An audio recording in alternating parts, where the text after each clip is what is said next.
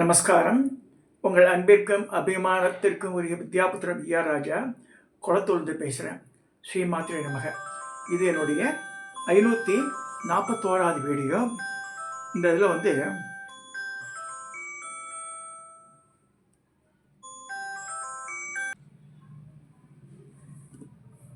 நினைக்கிறோம் small break ஆகிடுது. இதில் இப்போ பேசக்கூடிய டாபிக் இன்றைக்கி பௌர்ணமி சாயந்தர வேலை.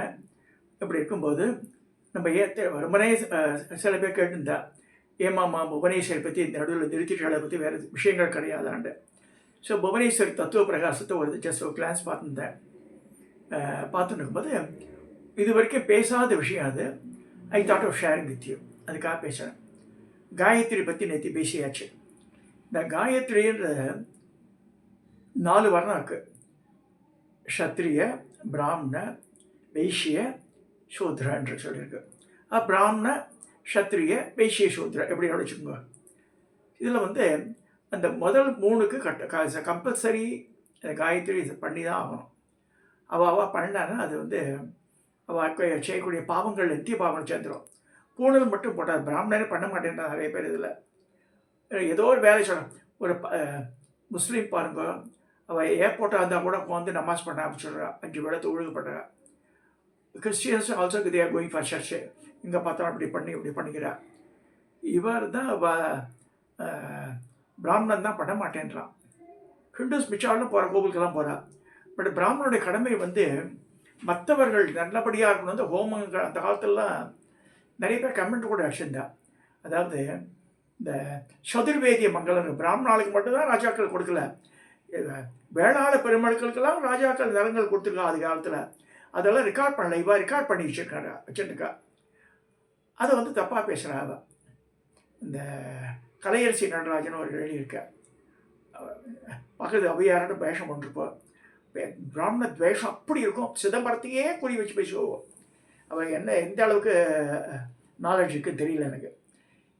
அந்த மாதிரி விருப்புணர்வோடு பேசக்கூடாது. ஒரு சப்ஜெக்ட் அலைன் பண்ணும்போது நம்ம தெரிஞ்சுட்டுக்கணும் எதுக்காக அந்த மாதிரி பேசலாம். அவள் சுப்ரீம் கோர்ட்டே சில ஆர்டர் கொடுத்து அவளுக்கு சிதம்பரத்துக்கு கொடுத்துருக்குன்னா அதை பற்றியெல்லாம் தப்பாக பேசுகிறது. நீ காத்தால கூட சப்ஜெக்ட் குருக்கள்ன்ற வேலை நோகாமல் நோந்தி விடுங்க. அந்த இடத்த போய் பார்த்தா தெரியும். அவளை போய் நிற்க சொல்லணும் 1 மணி நேரம். அந்த ஆச்சாரிய அபிஷேகத்துக்கெல்லாம் 6 மணி நேரம் 7 மணி நேரம் 8 மணி நேரம் நின்னாகணும். ஒரே இடத்துலையே நிற்கணும் அப்படியேவா. ஏன்னா அது ப்ராக்டிஸ் அவளுக்கு. அது மாதிரி ட்ரெயினப் பண்ணுறா. 3-4 தடவை அபிஷேகம் ஆகும் அவளுக்கு. கடைசி கணவனை மனைவி வச்சு ஒன்றா அபிஷேகம் பண்ணுவாள். திருப்பி நடக்கும் அந்த அபிஷேகங்கள்லாம். அந்த மாதிரி ட்ரெயினப் பண்ணுறா. ஆச்சாரிய அபிஷேகம் ஆனால் தான் இந்த ஃபுல் ஃப்ளெட்ஜ்டு சிவாச்சாரியார் ஆக முடியும். அதனால் அந்த நம்மளால் முடியும். 2 மாடி ஏறி இறங்கத்துல மூச்சு வாங்குறது இவனுக்கு. எத்தனை தடவை அந்த குருக்கள் படியேறி பாவம் பண்ணிவிட்டு அந்த தண்ணியிலேயே நின்றுண்டு நம்மளாம் ஜன்னி பண்ணுறோம். ஒரு நாள்லேயே தண்ணியில் நின்று அப்படி பண்ணுறா. அவளை எள்ளி நகையாடுறதுலாம் பாவமான காரியம். இந்த மாதிரிலாம் பேசக்கூடாது யாருமே. கம்மிங் டு அவர் சப்ஜெக்டு, இந்த காயத்ரின்றது நம்ம முன்னாடி சந்தஸ்தெல்லாம் சொல்லியாச்சு நான்.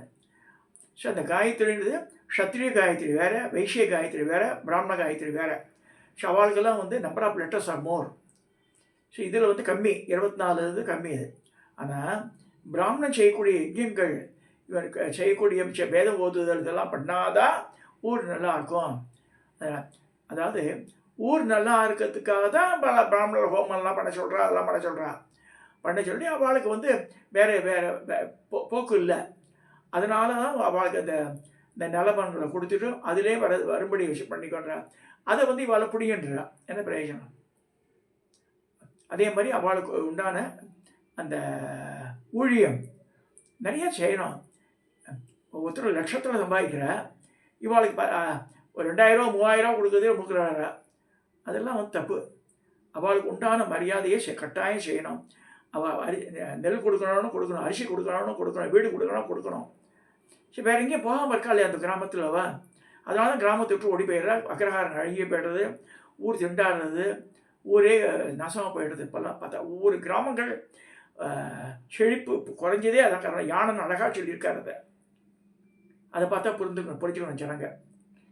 So coming to this subject, இதில் வந்து வைஷ்ணவா இருக்கா, சைவா இருக்கா, சாக்தர்கள் இருக்கா, சூரியனை வழிபடுற சௌரர்கள் இருக்கா, கணபதி வழிபட காணாபத்தியம்ன்றது அது இருக்குது.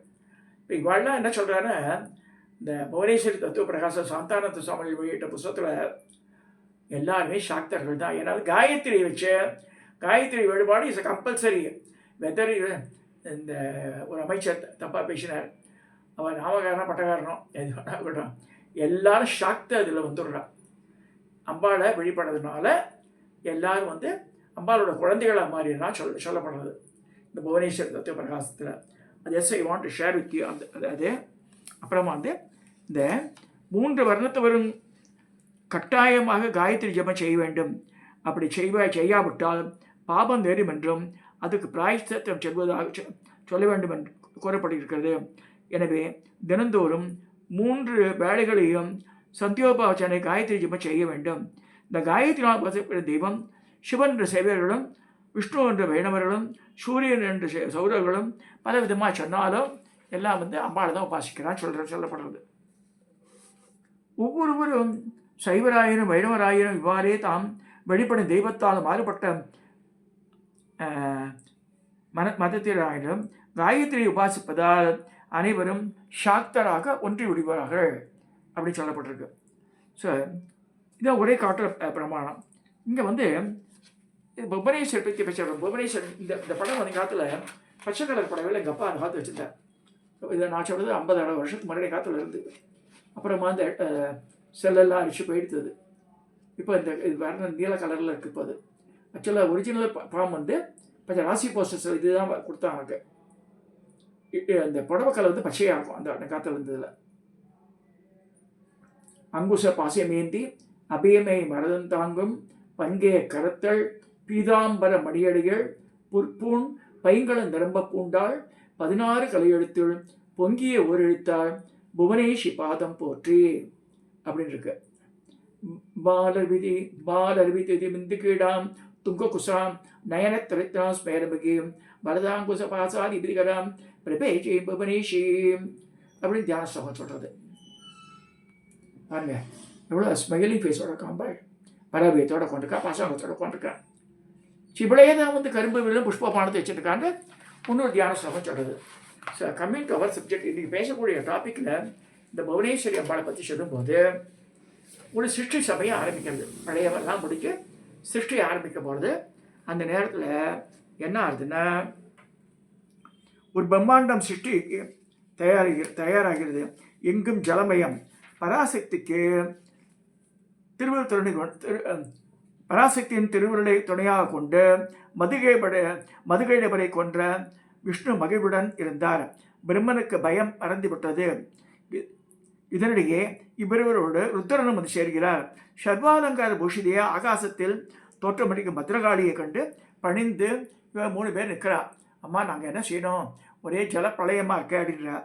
அன்னை பராசக்தி மூவரையும் நோக்கி ஆக்கல் காத்தல் அழித்தல் என்ற 3 காரியம் தொடங்குங்கள்ன்றார். நாங்கள் என்ன செய்ய முடியுங்கிட்ட ஒன்றுமே இல்லையே, ஒரு கருவியும் இல்லையே, இந்த ஜல பிரளயத்தை நாங்கள் என்ன செய்யணும் கேட்குறா. அவள் 3 பேரும். அப்போ அம்பா சொல்கிற, இல்லை செய்ய ஒன்றும் தேவையில்லை, இந்த விமானத்துலேயும் ஒரு விமானத்தை சிருஷ்டி பண்ணுறா, அந்த விமானத்தில் போய் உட்கார்றா, அப்படியே பறக்க ஆரம்பிச்சுடுது. பார்த்தா ஒரு இடமா போகிறது. பராசக்தியின் சக்தினா பரவேகமாக செல்லும் விமானத்தில் அமர்ந்த 3 கண்களும் ஜலம் தென்படவில்லை. அங்கு பழம் நிறைந்த மரங்கள், பூமி, மலை, வனம், ஸ்ரீ புருஷன், அருவி இவருடன் அழகிய நகரம் ஒன்று தென்பட்டது. இது கண்டவுடன் இது யார் சிருஷ்டித்தார் அப்படின்னு யோசனை பண்ணுறாவ. ஸ்வர்க்கம். இது மேல் நந்தவனம், பாரிஜார மரத்தினுடைய தங்கிருக்கும் காமதேனும், 4 தந்தமுள்ள வெள்ளையானை இவையெல்லாம் தென்பட்டன. இது சொர்க்கம் என்று 3 ஞாபகம் வந்தது. மந்தாரவாடியில் நடுவில் மேனகே ஊர்வசி, மேனகா, ரம்பா, திலோத்தமா இவரெல்லாம் டான்ஸ் ஆடுறா. அதை பார்த்து யட்சர்கள், கந்தர்வர்கள் வித்யாதரை பாடிக்கொண்டே ஆடிக்கொண்டும் இருந்தனர். அங்கே இந்திராணியிடம் அந்த இந்திரன் இருந்தான். வருணன், குபேரன், யமன், சூரியன், அக்னி மற்றும் உள்ள தேவர்களையும் கண்டு பேய்தினர். விமானம் மேலே பறந்து கொண்டிருந்தது. அடுத்து பிரம்மலோகம் வருது. தேவர் வணங்குவதனாலே பிரம்மலோகம் துன்பப்பட்டது. அங்கு பிரம்ம சமயத்தில் பிரம்மனை கண்டு இதில் பிரம்மா உட்காந்துருக்காரு இவரோட விமானத்தில், அங்கே பிரம்மன்னு உட்காந்துருக்காரு. இது யாரு யோசனை பண்ணுறா. சரி சொல்லி கேட்குறா, இது யாருன்னு எனக்கு தெரியலையேன்றார் இந்த பிரம்மா.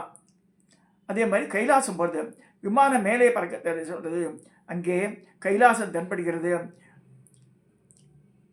யட்சகணங்கள் சூட, கிளியும் குயிலும் கூவ, மந்தார வாடிகை அழகு செய்ய, வீணை முதலிய வாத்தியங்கள் முழங்க கைலாச சிகரத்திலிருந்தும் ருத்ரன் வெளிப்பட்டார். முக்கண்ணும் 5 முகங்களும் 10 கைகளும் கொண்டு புலித்தோடை ஆடையும் கரித்தோல் மேலாடையும் அணிந்து வீர சிரேஷ்டர்களான கணபதியும் முருகரும் பின்தொடர மாத்திருகணம் புடைசூழ நந்தி கணத்தவர் ஜெய விஜயபவ என்று வாழ்த்த அவரை வந்து கொண்டுதான் அதை பார்க்குறா. ருத்ரனுக்கு இது ஆச்சரியமாக இருக்குது. நான் இங்கே உட்காந்துருக்கேன், அங்கே வேறு ஒரு உத்திரம் வராருன்ட்டு. அதே மாதிரி வைகுண்டத்துக்கு போனால் விமானம் அங்கிருந்து மேலே செல்கிறது.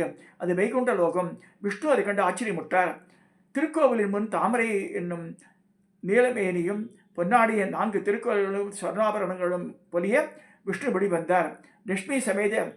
லட்சுமி தேவி சாமரம் வீசி கருடன் மீது அமர்ந்திருந்தார். பகவான் மகாவிஷ்ணுவும் மூவரும் ஒருவரை ஒருவர் பார்த்து கொண்டு வியந்து கொண்டனர். மணித்வீபம், அதுக்கு மேலே போனால் மணித்வீபம் ஒரு இடம் வருது. அதன் மேலும் செல்லுமாறு சொல்கிறது விமானம். அங்கே வந்து பேர்லை நிறைந்த அமிர்த கடல் தென்படுகிறது. மந்தாரம், பாரிஜாதம் முதலிய விருட்சங்கள் அங்கு நிறைந்திருக்கின்றன. திவ்ய வாசனை வருகிறது. அங்கு சிந்தாமணி கிரகத்தில் சிவமயமான சிம்மாசனத்தில் ஸ்ரீ புவனேஸ்வரி தேவி அமர்ந்திருக்கிறாள். அவள் சிவந்த மாலை, சிவந்த ஆடை, சிவப்பு பூச்சு, சிவந்த உதடுகள் கொண்டவளும் பிரகாசிக்கிறாள். சிவந்த கண்களும் அழகிய முகமும் கொண்ட புவனேஸ்வரி தேவி கோடிகளில் மின்னல் கோடிகளின் ஒளியும் கோடிக்கணக்கான லட்சுமி தேவியின் அழகையும் விஞ்சும் அழகும் சூரிய பிம்பம் போன்ற பிரகாசமும் கொண்டிருக்கிறாள். வரம், பாசம், அங்குஷம், அபயம் அவள் கைகளில் விளங்குகின்றன. இந்த பராசக்தியை மூவரும் இதுவரை கண்டதில்லை. அவளுக்கு முறுவல் அணியாகிறது. கிரீங்கார ஜபம் செய்யும் ஸ்ரீகள் அவளை சேவிக்கின்றன. அதாவது இந்த ஹிருலேகா மந்திரத்தையே சொல்லிட்டு இருக்கா. ஓம் ஸ்ரீ மீன் ஸ்ரீ சொல்லிட்டு இருக்கா அவனுக்கிறேன்.